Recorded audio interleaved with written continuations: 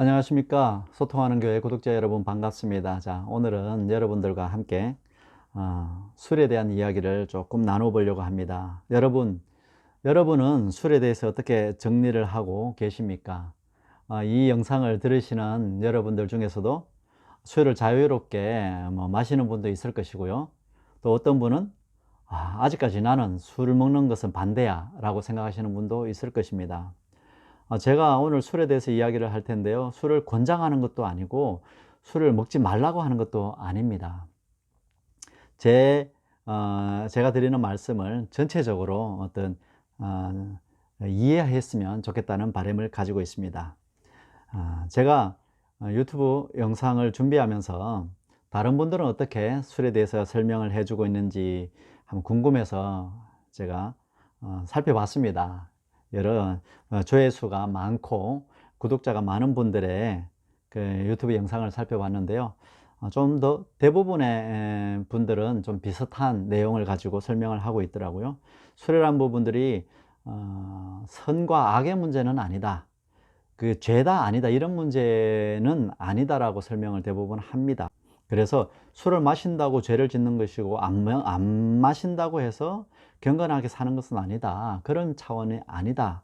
그러나 술로 인해서 우리가 판단력을 잃거나 그렇게 해서 문제를 일으키거나 덕이 되지 못한 행동을 할 수가 있기 때문에 술을 조심해야 된다라고 이야기도 하고요. 덕을 세우는 차원에서 우리가 그 부분을 좀 더 자제하는 것이 좋지 않겠느냐 그렇게 말하는 경우들을 많이 봅니다. 술이라는 것에서 순기능도 있고 역기능도 있기 때문에 그것에 맞춰서 잘 사용을 해야 된다라고 이야기하는 분도 있었습니다. 전부 다 좋은 말씀이고 그것을 잘 정리해서요 각자마다 정말 잘 사용한다면 술이라는 것이 또 좋은 기능을 하겠죠. 저는 오늘 조금 다른 관점으로 여러분들과 한번 이야기를 나누어 보려고 합니다. 제가 가장 중요하게 생각하는 것은 무엇이냐 하면 우리가 성경에서 하지 말라는 것들이 참으로 많습니다. 그렇죠. 성경에 기록된 말씀들을 보면 그래서 그것을 우리가 어떻게 받아들여야 하느냐 어떻게 해석해야 하느냐에서 가장 중요한 것은 무엇이냐면 하나님을 아는 것에서 출발해야 된다고 생각을 하는 것입니다. 하나님이 어떤 분인지 하나님이 무엇을 말씀하고 계시는지 하나님이 어떻게 일하시는지를 알면 거기에 맞춰서 우리가 해야 될 것과 말아야 될 것이 자연히 구분이 된다고 저는 생각을 하고 있기 때문에 기록된 말씀만 가지고 여기서 술을 방탕하지 말라 했기 때문에 술을 마시면 안 되고 술을 마시면 죄다 이렇게 접근하는 것에 대해서는 저는 조금 염려를 가지고 있는 편입니다. 오늘 마태복음 12장 1절에서 8절에 있는 이야기를 한번 먼저 해보려고 합니다. 여기는 어떤 내용이 나오냐 하면요, 안식일날 예수님께서 제자들과 함께 밀밭 사이로 지나가는 사건입니다. 너무나 배가 고파서 제자들과 함께 이삭을 잘라서 비벼서 그것을 먹었습니다. 이 이삭을 좀 비벼 먹는다고 해서 얼마나 허기를 달랠 수가 있었겠습니까? 많은 그런 사건이 나옵니다. 이 사건을 보고 누가 이야기를 했겠습니까? 성경에 나와 있죠. 바리새인들이 그것을 보고 예수께 이야기를 합니다. 제자들이 안식일에 하지 못할 일을 합니다 라고 논쟁을 벌이기 시작합니다. 예. 이 바리새인들은 율법을 너무나 잘 알았죠. 율법에 안식을 거룩하게 지켜야 하기 때문에 그날은 아무것도 하면 안 된다라고 자기들은 알고 있고 그것을 또한 많은 사람들에게 가르쳤습니다. 근데 예수님께서는 이 사건을 두고 뭐라고 이야기하는지 여러분 아시죠? 7절입니다. 이렇게 얘기합니다.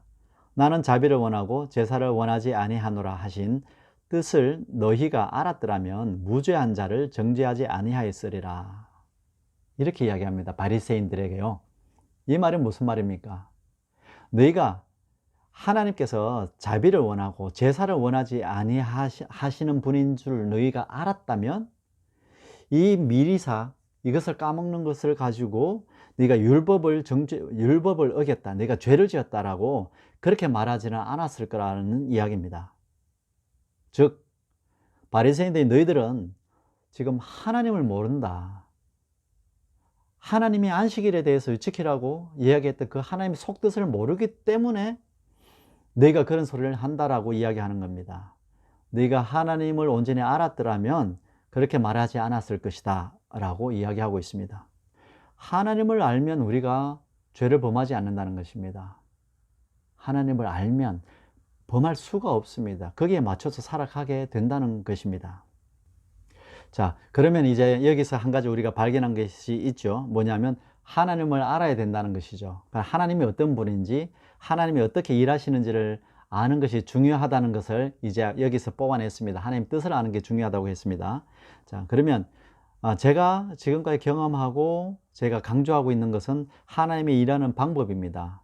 지난번 영상에서 제가 베드로에 대한 이야기를 했습니다. 베드로의 고백에 대해서 한번 언급한 것이 있는데요.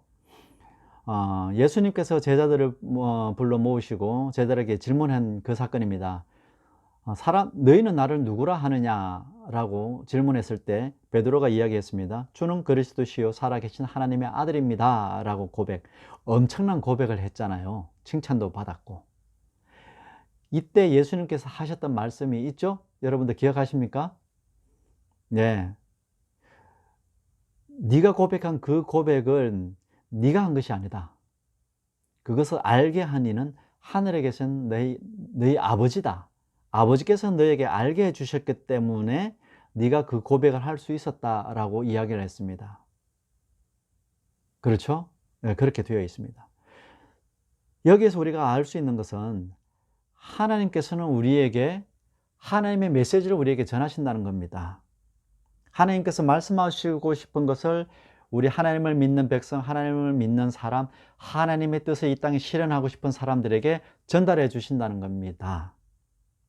내 마음이 깨끗하고 내 마음이 하나님께로 향해 있다면 하늘을 향해서 내 마음을 바라보고 있는 사람들에게는 하나님께서 메시지를 주시고 또는 깨닫게 해주시고 또는 하나님의 뜻을, 하나님의 마음을 생각나게 하시고 하나님의 마음을 우리들 마음에 감동을 주셔서 알게 해주신다는 것입니다.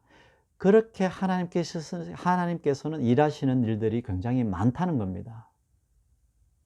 많다는 거죠.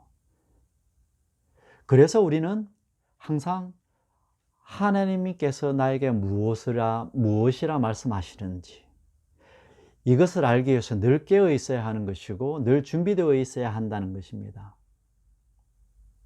왜요? 하나님께서 언제 당신의 뜻을 이야기하는지 메시지를 주실는지 모르잖아요, 우리는. 그렇기 때문에 우리가 항상 깨어 있어야 하는 것이고 항상 준비되어 있어야 하는 것입니다. 왜?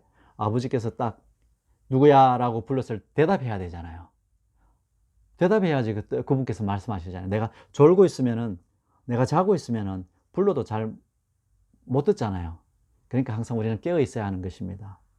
왜요? 하나님께서 그렇게 우리를 부르시기 때문에, 그렇게 일하시기 때문이죠.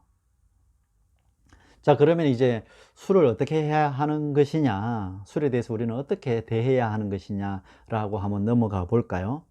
술을 마셔야 되냐 말아야 되느냐 문제가 아닙니다. 어떤 이는 마셔야 하고 어떤 이는 마시지 말아야 합니다. 어떤 이는 많이 마셔야 할 수도 있고요. 어떤 이는 한 잔만 마셔야 될 수도 있습니다. 그것은 각 사람에게 다 다를 겁니다. 자, 여러분은 술을 왜 마십니까? 왜 마시지 않습니까? 아까 이야기했던 것처럼 하나님께서 나를 쓰시고자 하실 때 나는 준비되어 있는 상태로 있어야 합니다.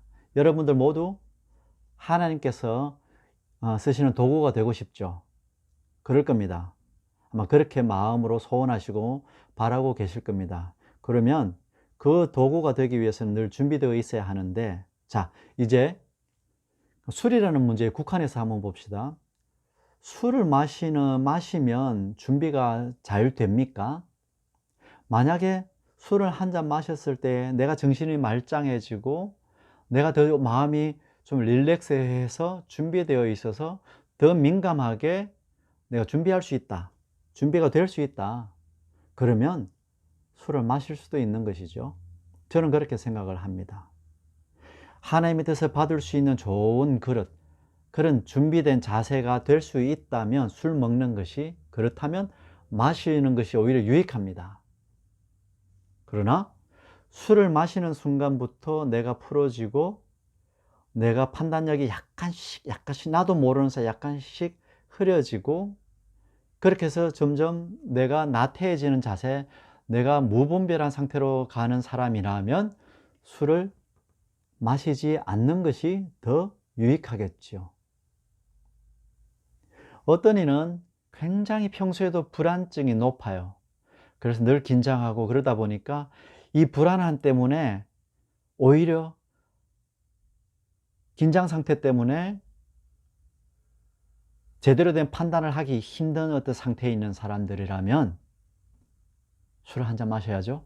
그래서 조금 가라앉히고 좀 더 여유를 가지고, 그래서 하나님을 생각할 수 있고 하나님께서 내게 말씀하시는 것에 대해서 내가 조금 더 집중할 수 있다면, 그런 유의 사람들은 또 한 잔을 마셔야 할, 술을 가까이 해야 될 수도 있습니다. 고통 속에 있는 사람들, 때로는 고통 속에 있는 사람들, 고통 때문에 도저히 그것을 감당하기 힘든 사람들도 술을 마실 수도 있겠지요. 여기서 제가 말씀을 드리는 것은 술에 의지해서 그 고통에서 벗어나라, 술에 의지해서 그 불안함을 극복하라, 이런 이야기를 하는 것은 아닙니다. 잘 이해하셔야 됩니다. 잘못 이해하시면은 난 불안하니까 술을 먹어줘도 괜찮단다, 나는 고통이 있으니까 술 한잔 먹고 고통을 달래야지, 이 이야기를 하는 것이 아니죠. 여러 가지 방법을 쓸 수 있는데 중요한 것은 하나님께서 일할 수 있는 상태로 만드는 것이 가장 중요한 것이고, 만드는 데에 술이라는 것이 조금이라도 도움이 된다면 도움이 되는 정도까지는 허용할 수 있다는 것을 이야기를 합니다. 이게 여러분들에게 얼마나 정확하게 전달이 되는지는 모르겠습니다. 일부분만을 또 들은 분들은 술에 의지해도 된다더라, 이렇게 말씀하시는 분들도 있을 수 있겠지만 그런 의도가 아닙니다. 이 술뿐만이 아니라 세상의 모든 것들 속에서 우리는 하나님의 뜻을 받고 하나님의 뜻을 이루어가는 데에 도움이 되는 것이라면 우리는 자유할 수 있다는 것을 여러분들께 말씀을 드리고 있는 것입니다. 안식일을 지키라고 했지요. 주일날 예배드리는 것이 가장 중요하지만 때로는 교회에 가지 못할 때도 있죠. 그보다 더 큰 하나님께서 원하시는 일이 있다면 그것을 할 수도 있습니다. 그래서 교회에 가지 못할 때도 있습니다. 그렇죠? 왜요? 하나님께서 더 원하시는 것이 있기 때문에 그럴 수도 있다는 것입니다. 그래서 우리는 때로는 율법을 지켜야 하지만 율법에서 자유할 때가 있어야 자유할 수도 있다는 것을 말씀을 드리고 싶은 것입니다.